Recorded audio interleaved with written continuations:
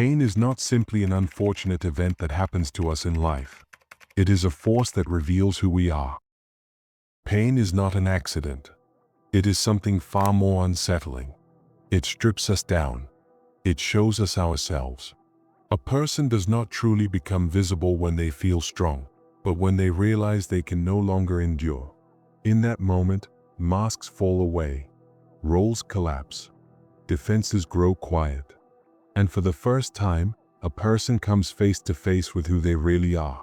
For Dostoyevsky, pain is not a detour in life but a path, one we walk whether we choose it or not, and along this path, human identity is revealed in its most naked form. This is why Dostoyevsky remains influential today.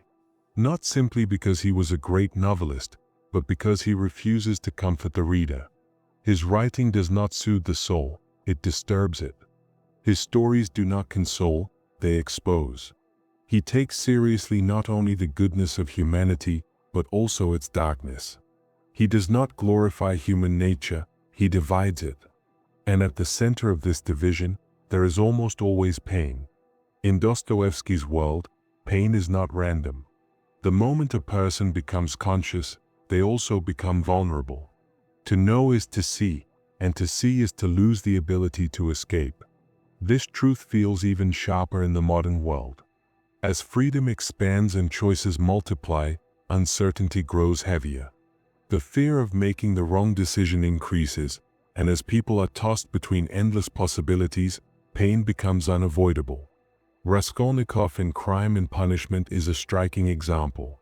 He does not begin as a murderer. He is an intellectual, a man who believes he may be exceptional, perhaps above ordinary moral limits. The murder is not his goal but his experiment. Yet Dostoyevsky is not truly interested in the crime itself, he is interested in what follows. Raskolnikov's real suffering does not begin in prison but in his conscience, because when a person betrays themselves, pain inevitably follows. Here, Dostoyevsky makes something deeply uncomfortable clear. People do not only suffer, they cause suffering. Most people prefer to see themselves as victims, but Dostoyevsky treats humans as both victims and perpetrators. We cannot truly know ourselves without confronting the pain we inflict on others, and this confrontation is devastating. The greatest illusion humans carry is the belief that they are inherently good. Pain, according to Dostoyevsky, also opens the door to moral development. This growth is slow, uncomfortable, and often unwanted. Suffering forces a pause and turns a person inward. Weaknesses appear, contradictions surface, and limitations become impossible to ignore. Yet pain here is not punishment, it is awakening. His characters endure long and exhausting inner journeys, questioning themselves relentlessly. Some emerge more humble, more compassionate, and more aware of how little control they truly have over life. This acceptance pulls them back from the edge of nihilism. At this point, pain is no longer something to escape. It becomes a place of recognition, where the self is seen for the first time. Identities formed in comfort are fragile, and this is where Dostoyevsky becomes truly unsettling. He treats pain not as an exception but as a necessity. His characters know that life will eventually stop them, through guilt, loss, or inner collapse. And when that moment arrives, there is nowhere left to hide. Pain dismantles the stories we tell ourselves. Those who see themselves as good confront their own darkness. Those who believe they are rational discover how irrational they can be. Those who consider themselves moral see what they are capable of when pushed to the limit. This awareness is frightening, which is why pain is so deeply feared. It does not merely hurt, it threatens identity. Dostoyevsky's characters do not turn away from this threat. They face it, and although their suffering is deep and prolonged, it is meaningful. Without recognizing the darkness within, one cannot consciously choose goodness. That is why Dostoyevsky suggests that pain defines us. A person is not defined by achievements, but by what they can endure without losing their humanity. Emotions such as guilt, shame, regret, and fear are often dismissed as weakness, yet for Dostoyevsky they are signs of life. Someone who never suffers may never have loved or never taken responsibility. In his world, suffering is the price of being human, and those who refuse to pay it may appear peaceful, but they are hollow inside. His characters fall into two groups: those who suppress pain and those who face it. Those who suppress it decay, becoming more cynical, detached, and nihilistic. Those who pass through pain, even if they never find complete happiness, arrive at something more honest, more fragile, yet more compassionate. True transformation does not happen in moments of relief but at the very bottom, when everything seems lost and yet something remains. That remaining thing is identity. At this stage, pain begins to speak. It asks difficult questions. Why did you come here? What did you ignore? What did you refuse to choose? These questions have no easy answers, but without facing them, growth is impossible. For Dostoyevsky, maturity is not happiness, it is the ability to endure truth. And truth is heavy. Redemption is slow, the inner journey painful, yet it is through this pain that a person finally sees themselves without a mask. Perhaps Dostoyevsky's most disturbing idea is this: the more we run from pain, the more we run from ourselves. As we flee from ourselves, we begin living borrowed lives. Pain, whether we want it or not, pulls us back to our center. And whatever we encounter there, at least it is honest. This honesty may not be comfortable, but it is real. Even the question of life's purpose, Dostoyevsky argues, is misleading, because it treats life like a problem to be solved.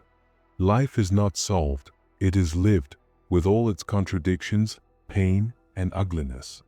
Loving life comes before understanding it. Meaning often arrives later. Living happens now. In a godless world, this burden grows heavier. Responsibility cannot be handed over to fate, faith, or systems. Freedom becomes oppressive. And so Dostoyevsky asks what a person can hold on to. His answer is demanding but clear: love, compassion, and moral responsibility. Yet to reach these, one must first pass through pain. You cannot love others without knowing yourself, and you cannot tolerate another's darkness without facing your own.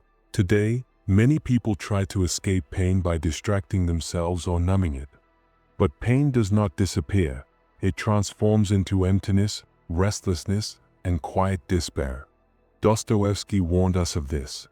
The person who flees pain flees themselves, and the person who flees themselves never truly knows who they are. Pain defines us because it reveals our limits, and a human being is ultimately a creature of limits.